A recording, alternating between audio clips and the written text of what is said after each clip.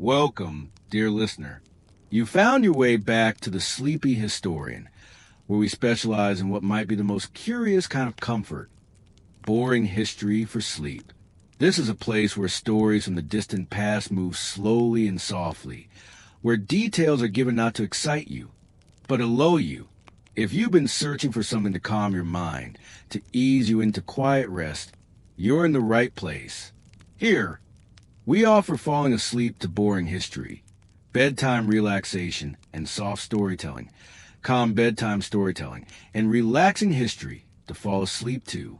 It's not about racing through battles or shouting about discoveries.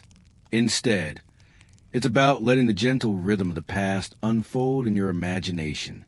This is, in its own way, a soft-spoken history documentary, a history sleep story designed for fans of Roman history, archaeology, and calm narration.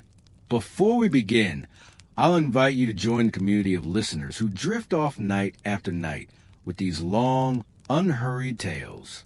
If this kind of storytelling helps you rest, feel free to like the video and subscribe, but only if it actually brings you peace. And if you like, let me know in the comments where you're listening from and what time it is. It's strangely comforting to know who else is out there, half asleep, sharing the same old stories beneath the same quiet night sky. So, settle yourself in, dim the lights, let the steady rhythm of history move through you, and imagine the world not as it is, but as it once was. Tonight, we are opening a worn leather bag that once belonged to a medieval doctor. Inside this bag were the tools of healing, and sometimes of harm, objects strange to us today, but completely ordinary in their time.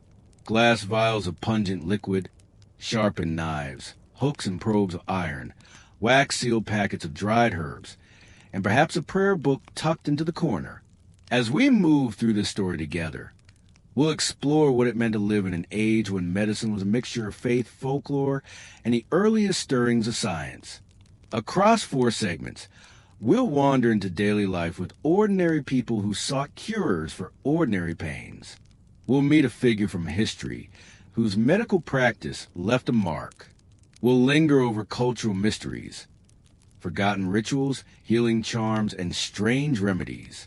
And finally, we'll turn to the contrast of the wealthy and the poor to see how illness and healing differ between the grand halls of nobility and the humble cottages of peasants.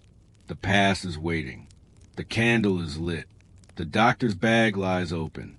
And the night is long enough for us to step gently into this world together. So breathe deeply, let your body rest, and allow the soft unfolding of time to carry you further and further from the noise of the day. Let us begin. Imagine yourself stepping into a narrow street in a European town, sometime in the 14th century. The cobblestones beneath your feet are uneven, worn smooth in places by countless footsteps. The air is cool, touched with the faint scent of smoke from hearth fires and the sharper tang of animals kept nearby. It is morning, and the rhythm of daily life is beginning to stir. Traders call out their wares at the market square. Bakers draw loaves from wood-fired ovens. And in the quieter lanes you hear the muffled sounds of neighbors exchanging greetings. You make your way toward the home of a doctor, though in this age the word doctor carries a meaning both familiar and strange. The man you will see studied books, perhaps in Latin, perhaps in Arabic translations that traveled slowly across continents. But his practice is not confined to learning alone. He relies on herbs gathered from the countryside, on rituals drawn from faith, and on tools that might look more home in a carpenter's chest than in a healer's kit. The doctor's house is modest, perhaps a timber-framed building with whitewashed walls and a heavy wooden door. Step inside and the light shifts. The air is darker, richer with the smells of dried plants hanging in bundles from the beams. Rosemary, sage, and lavender mingle with the more pungent notes of garlic and onion, believed to ward away illness. There is a faint metallic tang of iron tools, resting on a wooden shelf, and the waxy sweetness of candles burning steadily. You notice the bag, the bag that holds the instruments of healing. It is made of leather, softened with years of use, the surface cracked and darkened by hands that carried it into countless homes. Inside are objects that today might unsettle you, but here they are tools of necessity. A small knife with a narrow blade for lancing boils. A brass needle, carefully sharpened for stitching wounds. Hooks of various shapes, meant to explore or draw out what was hidden beneath the skin. Alongside these harsher instruments are softer remedies. Packets of dried chamomile, mint, and fennel, herbs to soothe troubled stomachs. Small glass vials hold thick syrups, some sweetened with honey, others bitter with ground roots. A tiny pouch contains powdered amber, believed to have protective powers. There might even be a carved wooden charm, a reminder that healing was never entirely separate from belief in forces unseen. As you sit quietly in the doctor's workroom, you hear the shuffle of feet outside. A mother enters, leading a pale child by the hand. The boy coughs weakly, and the doctor looks into his eyes with practiced calm. He presses a hand to the boy's forehead, nods slowly, and reaches for a mixture he believes will balance the humors of the body.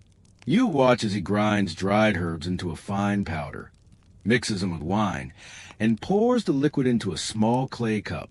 The theory guiding these actions may seem strange to you.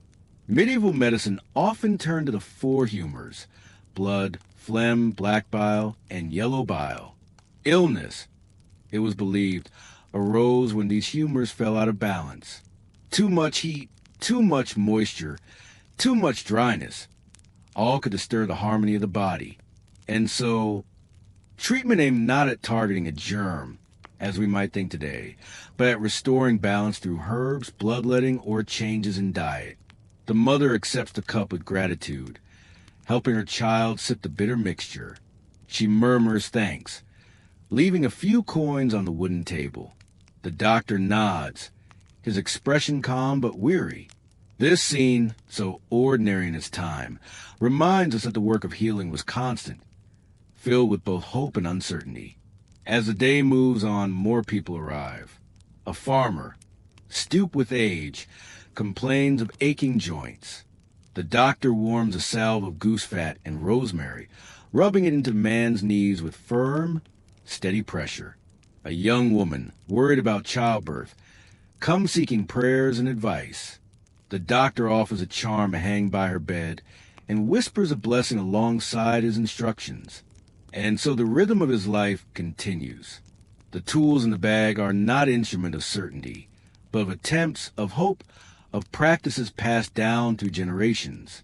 In this small room, surrounded by herbs, smoke, and candlelight, you glimpse the fabric of medieval medicine, an art of healing shaped as much by tradition as by knowledge.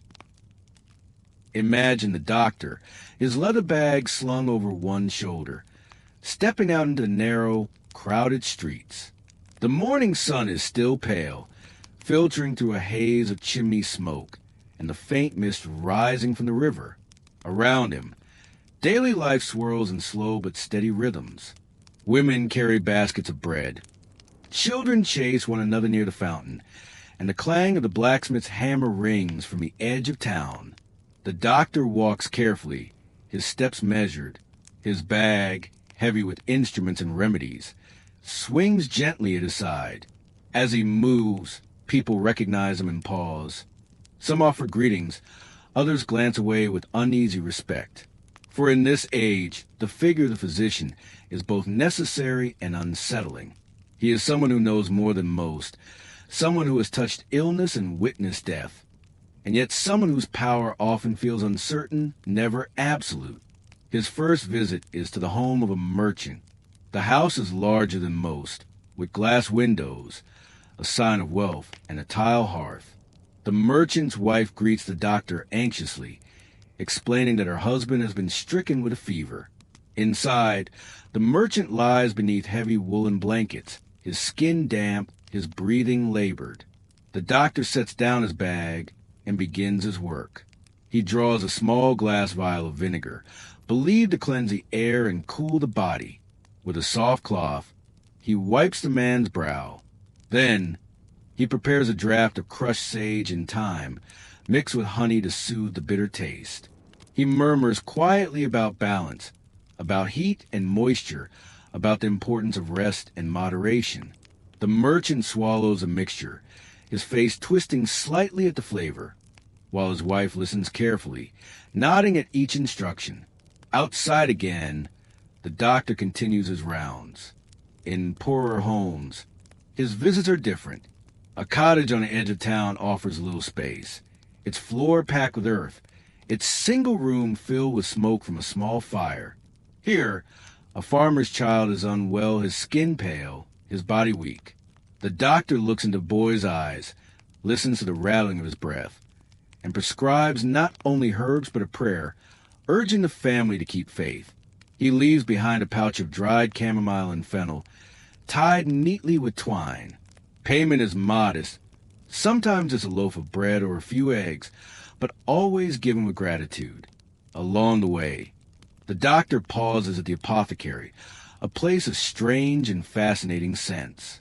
Wooden shelves are stacked high with jars and packets, each labeled in careful script.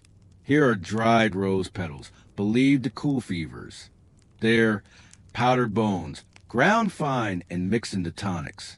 In another jar, tiny, shriveled leeches, waiting to be applied to the skin to draw blood. The apothecary and the doctor exchange quiet words, comparing recipes, sharing notes on recent cases.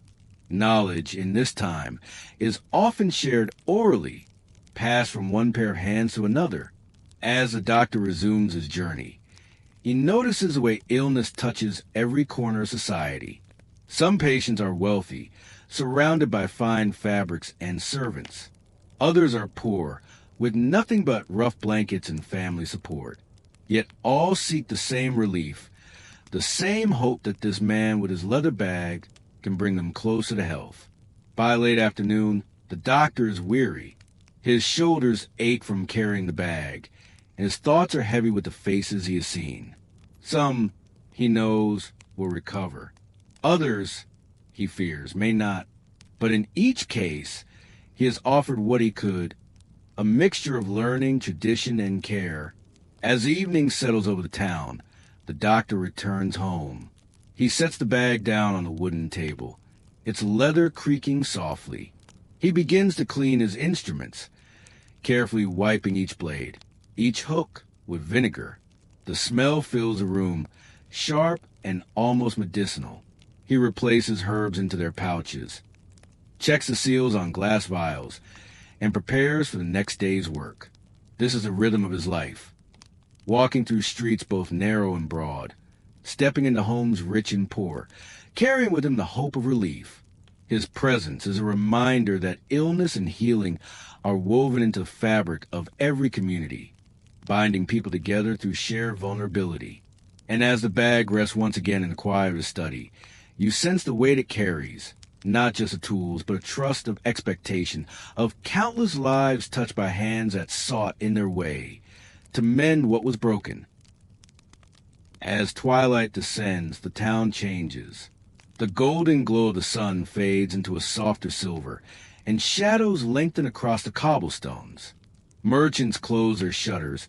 The last call of traders fades into the distance, and the smell of hearth smoke thickens as families prepare their evening meals. This is a quieter side of medieval life. And for the doctor, it is a time to pause, to reflect, and prepare once more for the inevitable needs of the night. Inside his home, the room is dim. A single candle flickers, its flame moving gently as though breathing. The doctor sets his leather bag on the table again, the creak of the straps familiar, almost comforting. He begins his nightly routine of tending to the instruments. Each blade is wiped, each vial checked, each pouch of herbs tied securely. There is a rhythm to this work, a rhythm that mirrors the rhythm of the lives he cares for, steady, repetitive, and never truly finished. On a shelf above the table rests a small collection of books. Their pages are thick hand-copied, filled with notes in cramped Latin script. Some are translations of older works, carried from distant lands by traders and scholars. Others are simple compilations of local remedies, written down from memory. He leafs through a few pages, pausing at diagrams of the human body, sketches of bones, veins, and organs that are not always correct, yet provide guidance nonetheless. These books are treasures, rare and costly, and they form the foundation of his practice. Beyond the walls of his study, the town rests uneasily. The threat of illness is constant, and at night, fears seem to grow heavier. Somewhere in the darkness, a child coughs. In another household, an old woman mutters prayers against fever. The line between health and sickness is fragile, and everyone knows it. The doctor himself feels the weight of this truth. He is respected, sometimes feared, but he is never entirely trusted to succeed. His bag carries hope, but hope is not always enough. Later in the evening, a knock sounds at the door. The doctor opens it to find a messenger, breathless and urgent. A woman in labor. The man explains, needs help at once. Without hesitation, the doctor takes up his bag, fastening the clasp, and follows. The streets are darker now, lit only by the pale glow of lanterns and the distant shimmer of the moon. The rhythm of his footsteps is steady, echoing softly against the stones. At the cottage, the air is filled with tension. The woman labors on a straw-filled bed, her family gathered anxiously. The doctor sets his bag down, pulling from it a simple wooden spoon to help the woman bite down, cloth soaked in vinegar to clean his hands, and herbs thought to ease pain. He murmurs calm words, his voice low, steady and unhurried. Hours may pass in this work, the night stretching long, but he remains present, his hand steady, his manner composed. When the child finally arrives, the room exhales in relief. The mother is exhausted but alive. The doctor washes the infant carefully, swaddles it in clean linen, and hands it to the waiting family. Gratitude fills the air, mingled with tears and soft prayers. The doctor accepts a simple gift, perhaps bread, perhaps nothing at all, before stepping back into the night, walking home beneath the stars. He feels the cool air on his face. The streets are quiet now, the town asleep. Only the faint glow of scattered hearts shows where life stirs within. The leather bag feels heavy at his side, yet it is a weight he accepts. For tomorrow will bring the same, illness and healing, questions and attempts, successes and failures. And always, the rhythm of his life bound to the tools he carries. As he returns to his own door, the doctor sets the bag down once more, its shape resting in the half-light. The candle still flickers, steady and small, as if echoing his own endurance. He leans back in his chair, eyes heavy, and allows himself a moment of silence. Around him, the world is still. The bag remains at the center of it all, a companion in the endless work of tending to human frailty. In the hush of the medieval night, we leave him here. The doctor, the bag, the quiet, and the knowledge that life in this time was never free from uncertainty, but always held together by persistence, care, and hope. As we leave behind the imagined rhythms of ordinary life, let us now turn our attention to a real figure, a man who lived, worked, and wrote during the medieval centuries. His name was Henri de Mondeville, born around the year 1260, in the Norman town of Mondeville in France. He would become a surgeon of some renown, a teacher, and an author whose writings still give us a window into the thoughts of his time. Imagine Henri as a young man, walking the streets of Montpellier, where the famous medical school drew scholars from across Europe. There, he encountered the teachings of Galen and Hippocrates, preserved through Arabic translations and Latin manuscripts. He studied not only anatomy and the humors, but also the art of surgery, which was often looked upon with suspicion by learned physicians. Surgery, with its knives and its contact with blood, was considered lower than the more intellectual practices of diagnosis and theory. But Henri was drawn to it nonetheless, and in this path he found his calling, from Montpellier. Henri traveled to Bologna in Italy, another great center of learning. Picture him beneath vaulted lecture halls, listening to masters explain the mysteries of the body. He carried notebooks filled with careful sketches and annotations.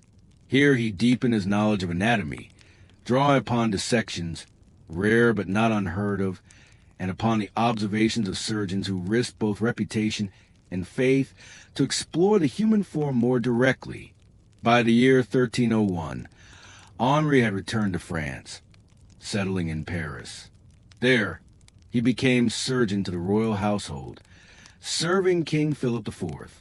His work placed him in proximity to power, yet also to danger, for royal physicians bore heavy responsibilities. They were expected not only to tend to injuries, but also to advise on the health of kings, queens, and courtiers. A failure could tarnish reputation permanently. Yet Henri persevered, and his reputation grew. His greatest contribution, however, was not only in practice but in writing. Around 1310, he began composing his Chirurgia, a surgical treatise that sought to organize and improve upon centuries of surgical knowledge. His style was unusual for the time, direct, sometimes even witty and practical in tone. He argued against certain long-standing practices, suggesting that wounds should be cleaned and left to heal naturally, rather than deliberately irritated to produce pus. This was a controversial position. For the belief in laudable pus, the idea that infection was a healthy sign of healing, had deep roots in ancient medicine. Henri questioned it, showing both independence and a willingness to observe carefully. Yet Henri was still a man of his age. His understanding of the body remained tied to the theory of humors. He recommended bloodletting, cauterization, and charms alongside more rational methods.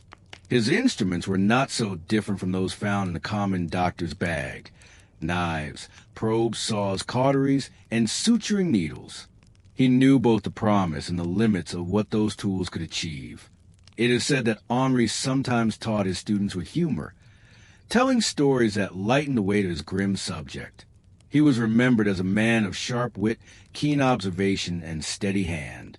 But he also faced the harsh realities of his profession.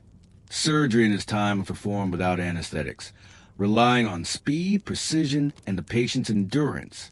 The outcomes were uncertain and mortality remained high. Henri's courage lay in continuing to refine, to teach, and to improve despite these limits. As his life progressed, Henri struggled with illness of his own. He did not live to see his treatise widely completed or published. By 1320, he had passed away, leaving behind fragments of his writings that students and later surgeons preserved. Through those pages, we hear not only his knowledge, but his voice, practical and human, reaching across the centuries. In Henri de Mondeville, we glimpse the tension of medieval medicine, bound by tradition, yet striving towards something clearer. His story is not filled with dramatic triumphs, but with steady persistence, a willingness to observe, and a quiet effort to heal. And in this, he represents a larger truth of the medieval healer. A life lived in service, imperfect but essential, shaped by the weight of the doctor's bag and the endless call of human need.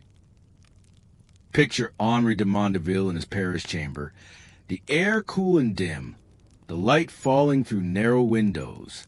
His table is laid with instruments, knives of various sizes, slender probes of iron, curved needles threaded with silk, and small pots of ointments prepared from herbs and resins. The room is both a place of learning and of care, for in this age, a surgeon was expected to demonstrate his craft not only in words, but in deeds. When a patient arrives, Henri greets them with calm gravity.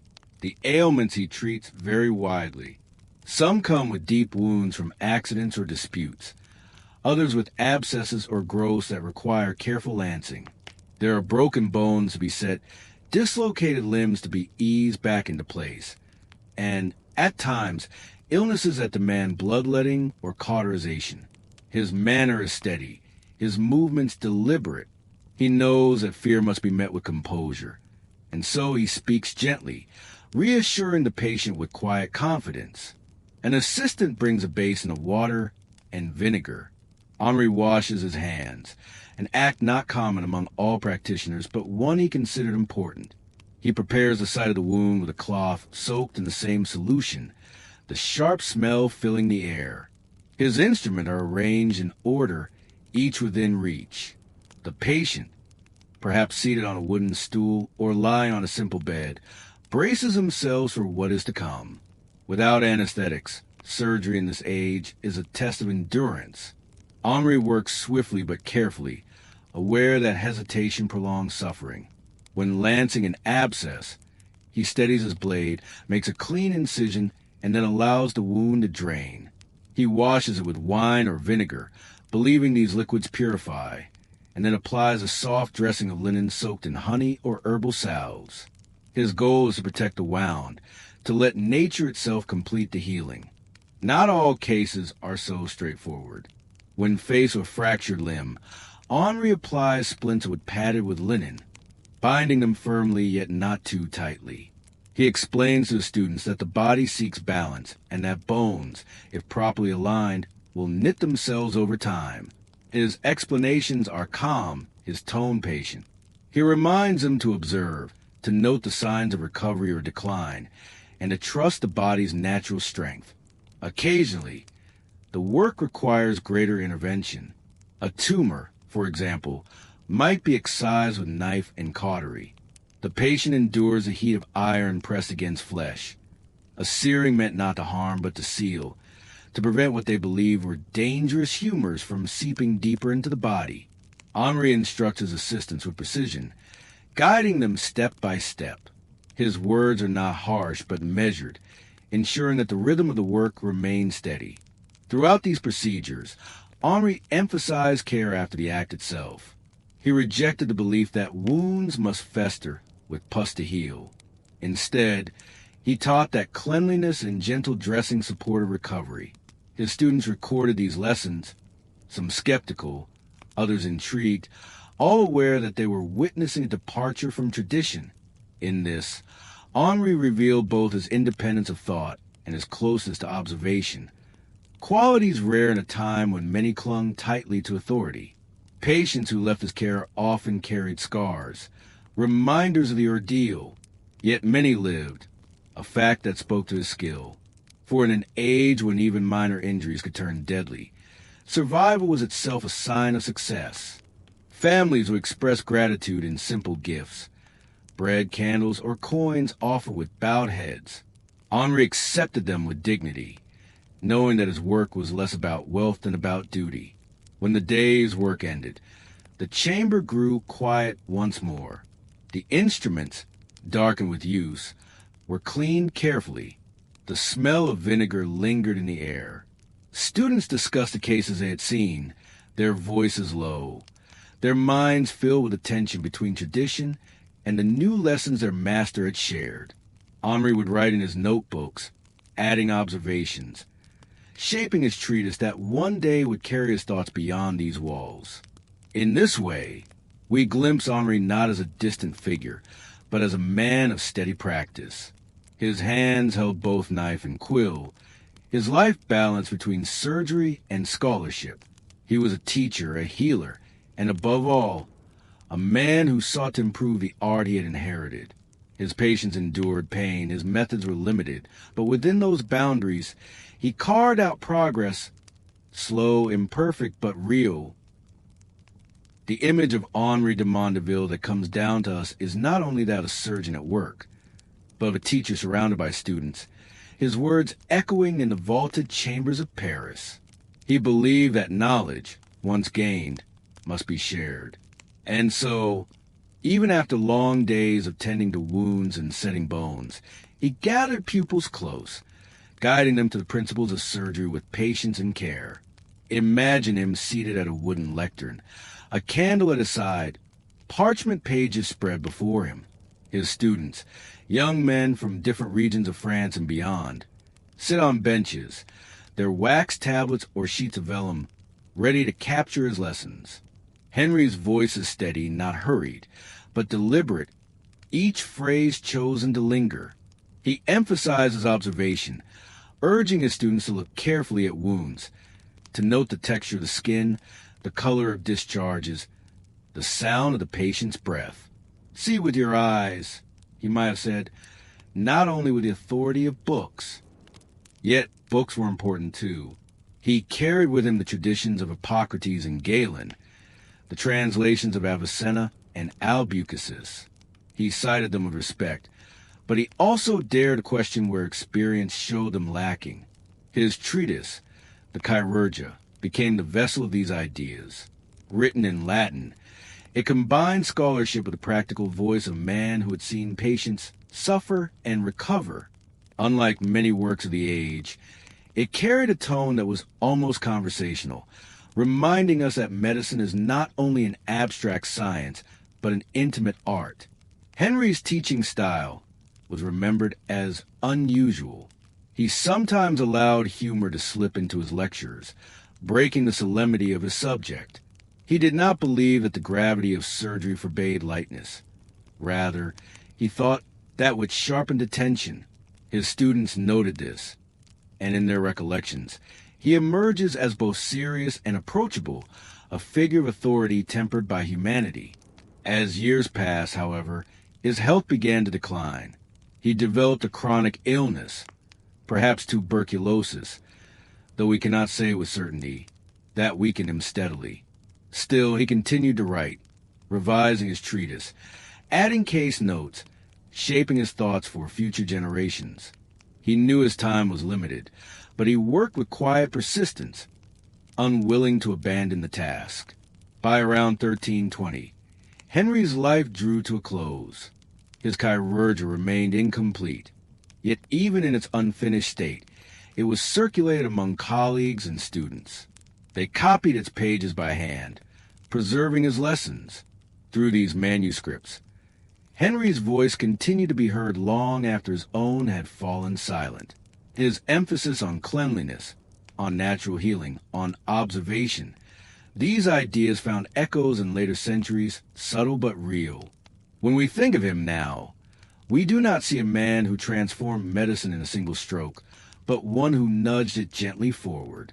His work reminds us that progress is often quiet, incremental, and fragile.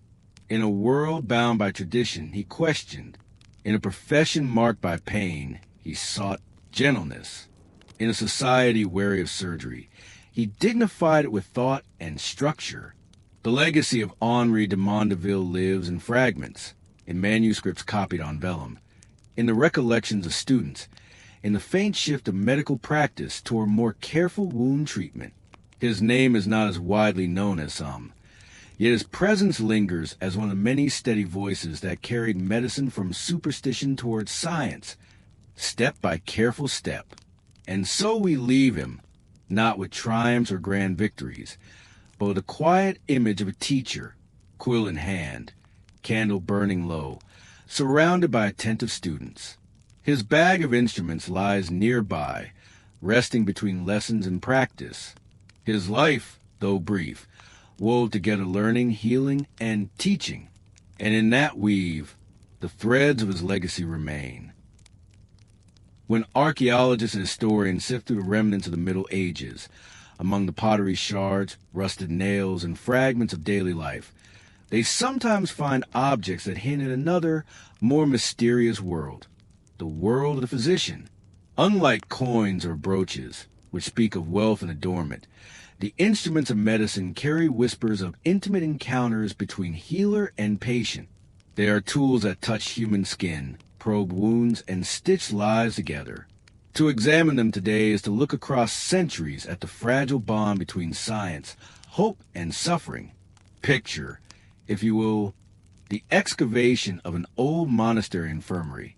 The walls, once whitewashed, are long since collapsed. The roof beams lie buried in the earth. Yet beneath the soil, tucked away in forgotten corners, lie small metal implements, slender probes, tiny hooks, and fragments of scissors.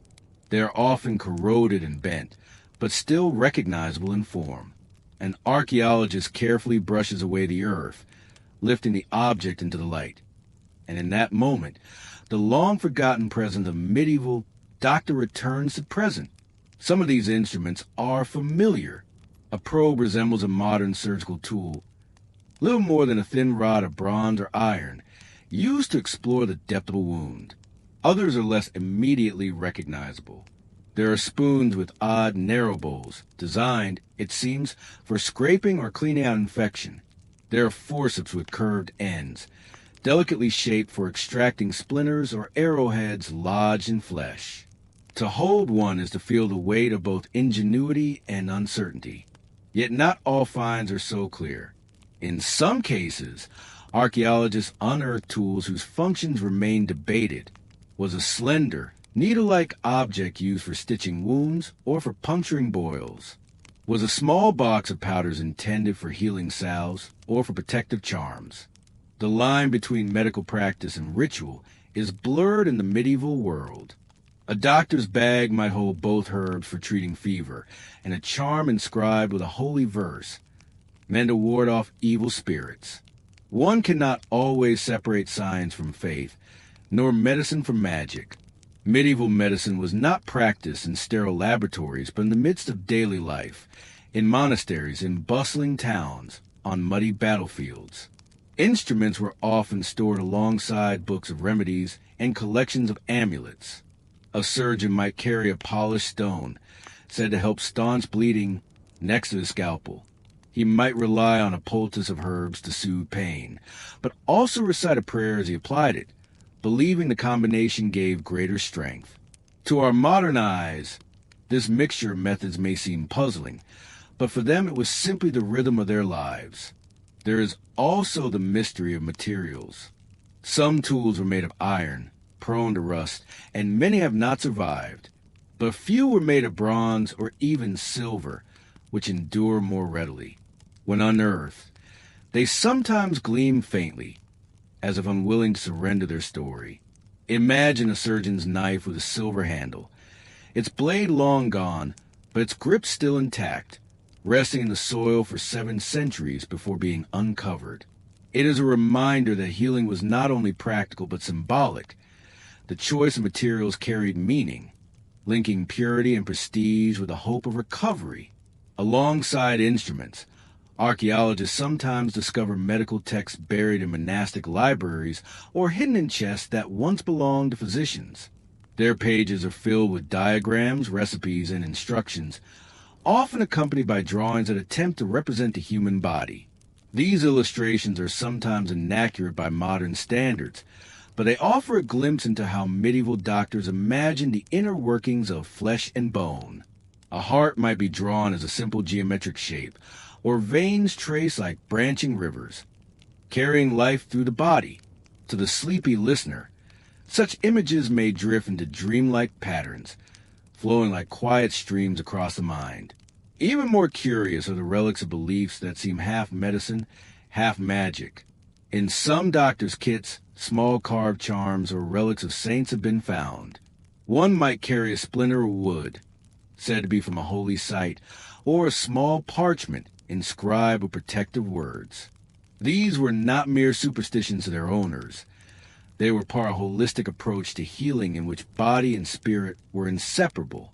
To touch the charm, to whisper the words, was to join medicine and faith in a single act. Such discoveries remind us that history is never complete. We piece together the past from fragments, a rusted probe, a faded manuscript, a charm tucked into a pouch. Each object is both familiar and strange, offering hints of the lives once lived, yet never yielding their full secrets. And in this mystery lies part of the fascination. The medieval doctor's bag was not just a collection of tools. It was a microcosm of a worldview where knowledge, faith, and hope were bound together in fragile balance.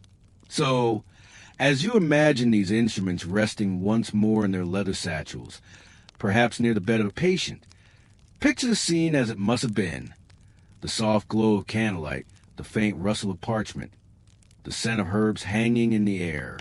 A surgeon reaches into the bag, his hand brushing against cold metal and smooth stone, choosing the object he hopes will help. In that moment, the ancient mystery of healing unfolds again. not as certainty, but as careful faith in both hand and spirit. To understand medieval medicine fully, it is not enough to look at instruments and manuscripts. We must also step into the lives of ordinary people who lived alongside physicians, surgeons, and healers.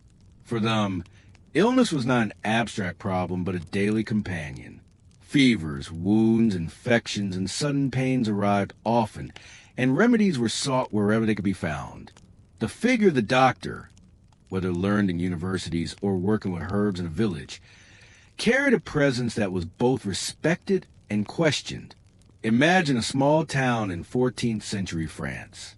The cobbled streets are narrow, and smoke drifts from chimneys into the evening air. A child falls ill with a fever, and the family sends for the town surgeon. When he arrives, his presence is both reassuring and unsettling. He carries a leather satchel with instruments that gleam faintly in the firelight. He opens it slowly, showing the tools inside. The family watches with quiet curiosity, some with trust, others with hesitation. For many, medicine was a mixture of mystery and hope, and the doctor embodied that mixture.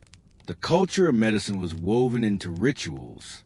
When a doctor prescribed herbs, he often recited a prayer, linking healing to divine grace.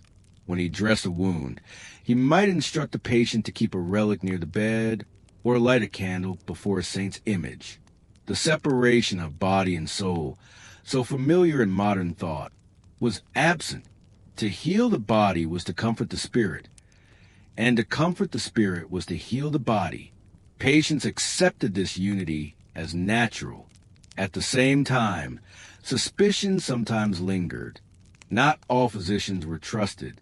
Some charged high fees and seemed more concerned with wealth than with care. Stories circulated of doctors whose treatments failed or whose potions brought more harm than relief. In villages, people often turned instead to local wise women herbalists or even traveling healers who offered remedies for a small coin or a loaf of bread. These figures were not formally trained, yet their knowledge of plants, roots, and poultices often proved effective in easing pain. In the tapestry of medieval life, learned doctors and folk healers stood side by side, each with their own role. Culture also shaped how illness itself was understood. To fall ill was not always seen as random misfortune. It might be interpreted as a test of faith, a sign of imbalance in the humors, or even the result of unseen forces. To be cured was not only to recover health, but to restore harmony with the order of the world. In this way, medicine was not separate from culture. It was culture, the diagnosis, the ritual, the healing, and the prayer were threads in the same fabric. Festivals and processions sometimes included prayers for health, where entire communities sought protection from sickness. Monasteries held vigils for the sick, with monks chanting softly while applying simple treatments. In cities, hospitals were founded not merely as places of medical care, but as houses of charity, where the poor, the weak, and the traveler could find shelter as well as healing. These institutions reflected the belief that caring for the sick was an act of faith, not just a practical duty. One can picture such a hospital, a long hall with rows of beds, simple straw mattresses laid out neatly, sunlight falling through narrow windows. At one end, a small altar stood, candles flickering before it. A physician moved among the patients, accompanied by attendants who brought food, water, and herbs. The atmosphere was quiet, almost reverent, as if the space was as much a chapel as a ward. To medieval eyes, healing was always part prayer, part medicine, and part mystery. Even in households, this blending of science and culture appeared. Families often kept their own small collections of remedies, jars of dried herbs, ointments in clay pots, perhaps a charm tucked away in a chest. These items were handed down through generations, along with the knowledge of how to use them. A grandmother might teach her grandchild to prepare a soothing tea for coughs, or to apply honey to a wound. The continuity of such practices meant that medicine belonged not only to doctors, but to the people themselves. When we reflect on this cultural landscape, we see medicine less as a series of procedures and more as a shared language of hope. Every remedy carried meaning beyond its ingredients. Every treatment echoed beliefs about balance, faith, and care. Doctors, healers, monks, and families all participated in the act of healing, each contributing their own piece. And through this, illness became not only a personal struggle, but a communal experience. The image of medieval medicine that emerges is thus layered and gentle. It is not the story of miracles or sudden cures, but of daily efforts. The doctor at the bedside, the mother preparing herbs, the monk chanting prayers, the community gathering in hope. It is a story of how people lived with sickness, seeking comfort in both knowledge and belief. And in the quiet rhythm of these practices, we find a portrait of society where healing was woven into the very fabric of life. To wander deeper into the world of medieval medicine is to encounter a place where science and belief overlapped freely. Beyond the formal halls of learning and the writings of surgeons, there existed another layer of healing, one that lived in whispered charms, in small rituals, and in objects carried close to the body. These practices might seem strange to modern eyes, yet for people of the Middle Ages they were simply another part of life, offering reassurance when illness struck. Imagine a patient troubled by a lingering fever. The physician might prescribe herbs and bleeding, but alongside this, a charm could be tied around the wrist. Perhaps a strip of parchment inscribed with a short Latin prayer, folded carefully and placed inside a small leather pouch. Worn close to the skin, it was believed to ward off harmful spirits and strengthen the body. The charm itself carried no physical cure, yet it comforted the wearer, and in that comfort lay a kind of quiet healing. Rituals often accompanied treatments. Before setting a bone, a healer might murmur an invocation to a saint known for protection. When preparing an ointment, some healers stirred the mixture while reciting verses, believing that words spoken in rhythm gave the medicine greater power. These actions were not seen as superstition in the way we might think today. Instead, they were expressions of faith woven into medicine, ensuring that body and spirit were treated together. Superstitions also guided daily habits meant to prevent illness. People sometimes carried small stones, bits of coral, or pieces of bone thought to deflect disease. A sprig of rosemary hung above a doorway, or a clove of garlic placed under a pillow, could serve as quiet guardians. In markets, amulets carved with symbols were sold alongside herbs and spices, purchased by those seeking protection for themselves and their families. The line between remedy and talisman was blurred, but both offered peace of mind. Dreams themselves were sometimes read as signs of health. A dream of clear water was thought to foretell recovery, while a dream of dark or turbulent rivers might be seen as a warning of worsening illness. Physicians occasionally recorded these dreams in their notes, interpreting them alongside symptoms. In this way, even the sleeping mind became part of diagnosis, merging the unseen with practical. The church, too, played a role in this blending of medicine and ritual. Pilgrimages were undertaken not only for spiritual growth, but also for healing. A person suffering from chronic pain might travel to the shrine of a saint, leaving behind a small wax figure shaped like the afflicted part of the body, a hand, a leg, or an ear. These offerings were tokens of hope, placed near relics believed to carry divine healing. For many, the act of making the journey was itself restorative, bringing a sense of renewal and courage. It is easy to dismiss such practices as superstition, yet they reveal something enduring about the human need for comfort in the face of suffering. Whether through herbs, charms, prayers, or rituals, people sought not only cures but also meaning. The body might be frail, but the rituals wrapped around it created a sense of order, a story of healing that extended beyond the physical. When we picture this world, We see medicine not only as tools and treatments, but as a tapestry of hope.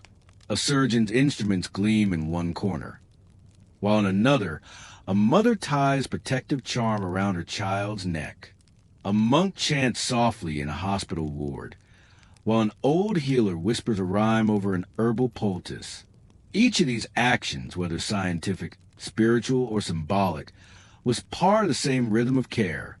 And in the quiet hours of night, when illness pressed heavily and remedies had been given, families still turned to small gestures. A candle kept burning, a charm clasped tightly, a whispered prayer repeated softly until sleep arrived. These rituals, simple and unhurried, gave strength when medicine alone could not. So we leave this segment with an image not of grand discoveries, but a gentle, dreamlike landscape of medieval healing. It was a world where science, faith, and superstition walked side by side, offering people a comfort they needed to face the uncertainties of life.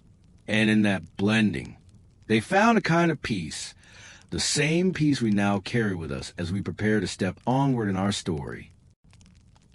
As we step quietly from the world of charms and whispered rituals, our path returns once more to the broader landscape of healing in the later Middle Ages. By Henri de Mondeville's time, medicine was already beginning to shift, though the change was slow and often subtle. The traditions of ancient writers still guided physicians, and the presence of prayer and ritual remained woven into daily life. Yet, within this familiar tapestry, threads of something new were being stitched. In the early 14th century, Europe was a place of contrast. In towns and cities, universities grew, their libraries filling with manuscripts brought from distant lands. The works of Hippocrates, Galen, and Avicenna were studied carefully, debated by scholars in candlelit halls. Surgery, once seen as a craft of barbers and practical men, was beginning to take on a more formal shape under teachers like Henri.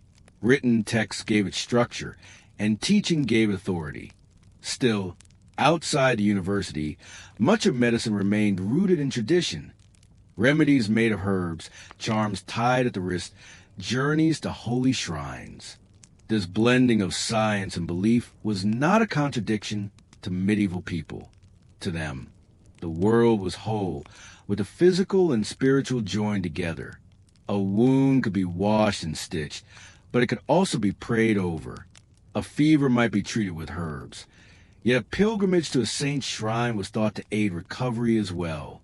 Each act, whether practical or symbolic, offered a layer of reassurance. Henry's writings fit into this world as a voice leaning toward observation, structure, and careful practice.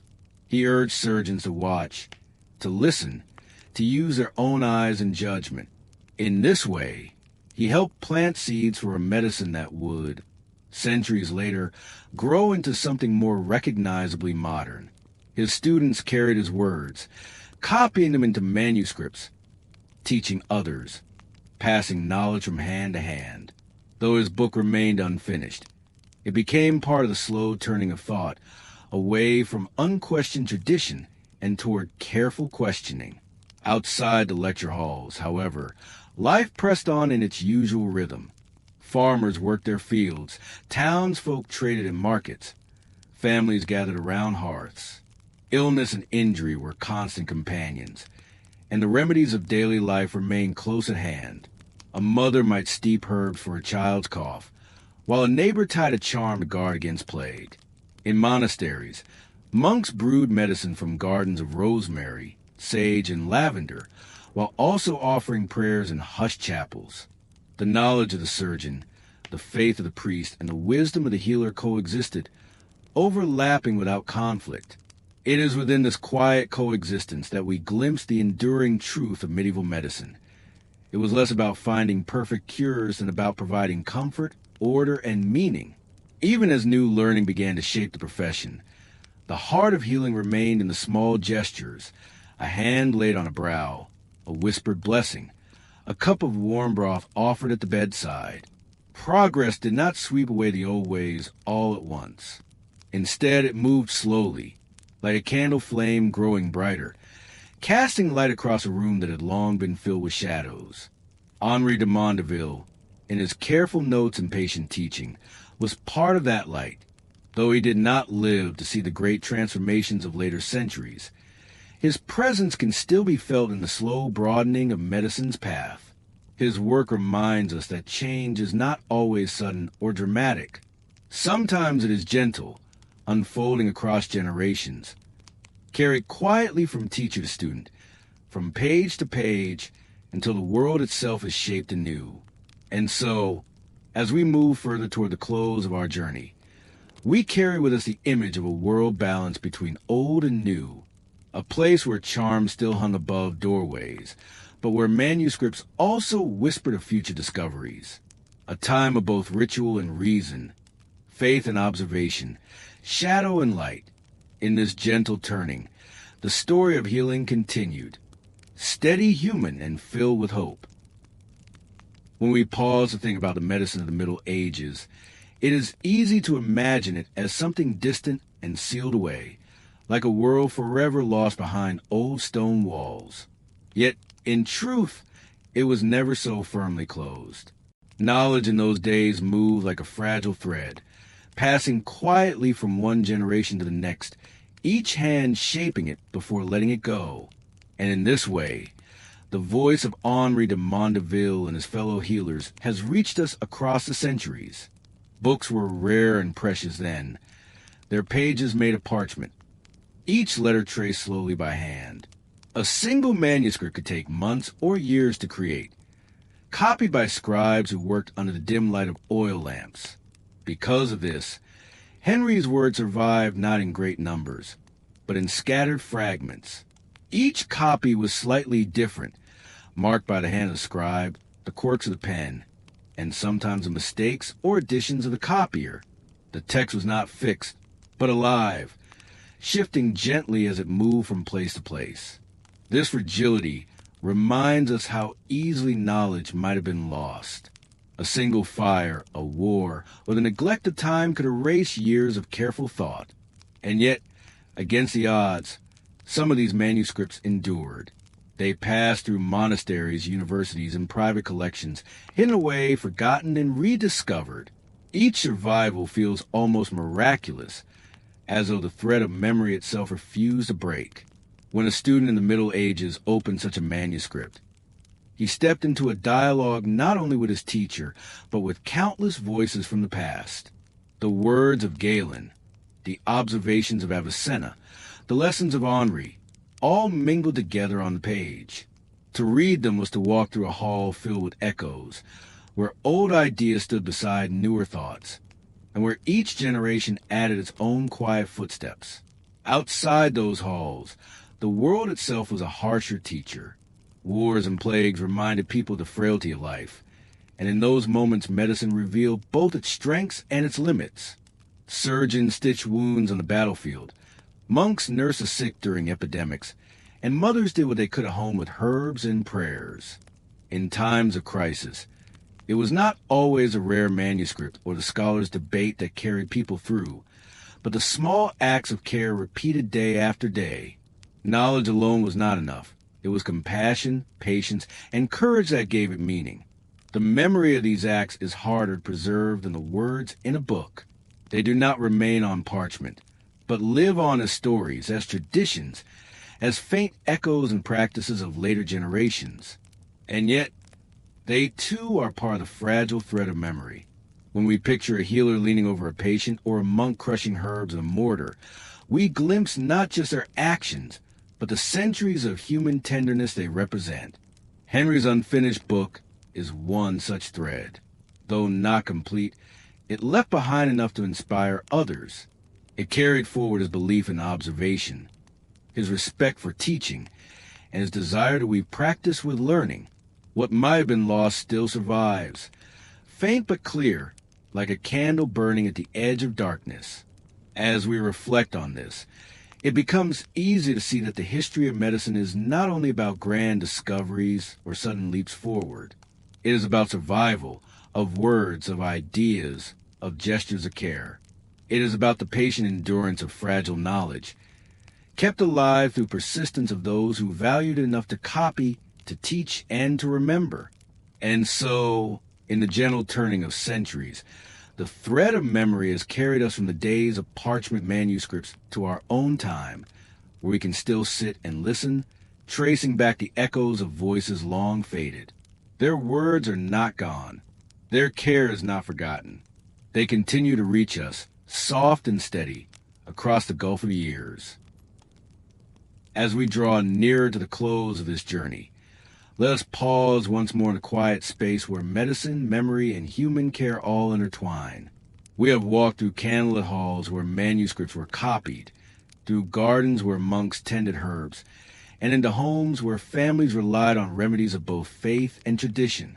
Alongside these scenes, the voice of Henri de Mondeville has accompanied us, steady and thoughtful, reminding us that healing has always been a balance between what is known, what is hoped for, and what is patiently endured.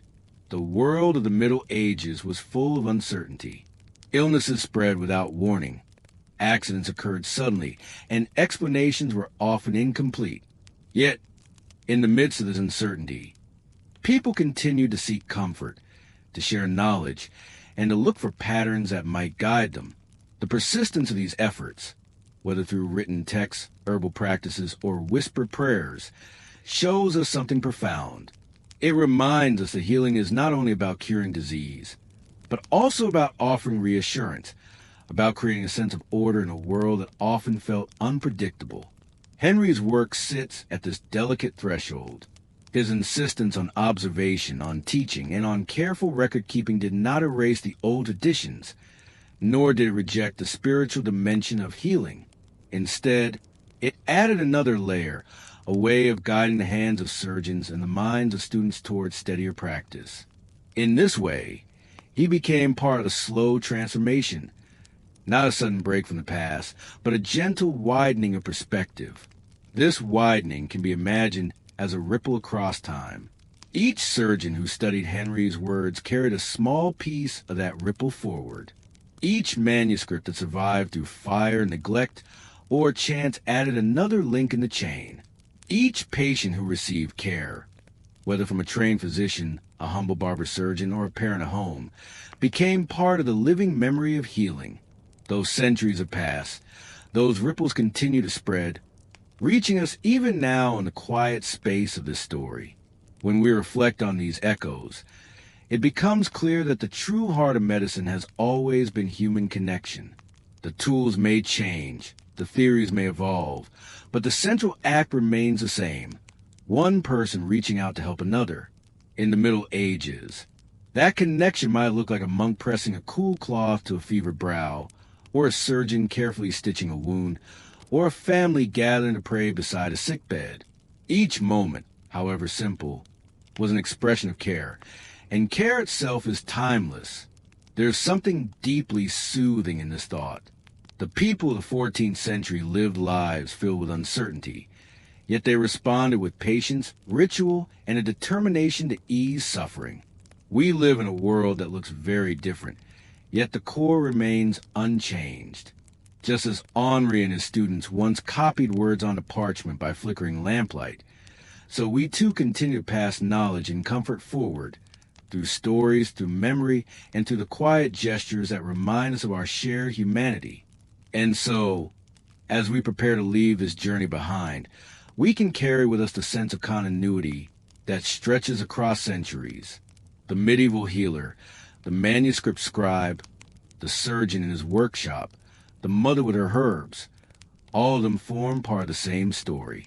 It is a story of endurance, of fragile knowledge preserved, and of human beings refusing to let care fade away. The echo of their voices may be faint, but it still reaches us. It whispers gently through the pages of history, reminding us that we are never far from those who came before. Their hands, their words, and their compassion remain with us, quiet, steady, and enduring, like the steady rhythm of breath as one drifts toward rest. And so, dear listener, we arrive at the end of our quiet walk to the world of medieval healing, where manuscripts, herbs, prayers, and the steady hand of surgeons like Henri de Mondeville shaped the fragile art of medicine. We have lingered in candlelit rooms, where knowledge passed carefully from teacher to student. We have stepped into gardens filled with the scent of herbs, and we have imagined the small, ordinary gestures of care that brought comfort in uncertain times. As we leave this world behind, we are reminded that history is not a series of grand monuments alone, but a tapestry woven of countless small threads. A word written in the margin of a manuscript, a scribe's careful copy, a healer's whispered advice. All of these details, fragile as they may seem, have endured. And in their endurance, they have given us a glimpse not only of what was known, but of what was valued. The people of the Middle Ages lived in a time when certainty was rare, yet they persevered. Their strength lay not in perfect knowledge, but in the ability to care in the midst of uncertainty. That is perhaps the most comforting lesson they offer us, that healing has always been as much about kindness and patience as it is about remedies and cures. Tonight, as you rest, you may carry with you the soft echo of their voices. Imagine the flicker of a candle in a stone chamber, the quiet scratching of a quill on parchment, the scent of crushed rosemary or sage. These images linger not as sharp realities, but as gentle impressions, enough to soothe, enough to remind us that across centuries, the desire to care and to comfort has never faded. And now, it is time to set aside these echoes and allow your own thoughts to grow quiet. Let the steady rhythm of breath become your anchor as the words of history fade into silence. Like the fragile manuscripts we have imagined, your dreams too will carry threads of memory, weaving them into gentle patterns as sleep deepens. Thank you for joining me on this journey into the past. May it have brought you not only knowledge, but also a sense of calm, of continuity, and of connection to those who lived long ago. For now, close your eyes, let the world soften and drift into rest. Until we meet again in another story, may peace be with you. Good night, listeners.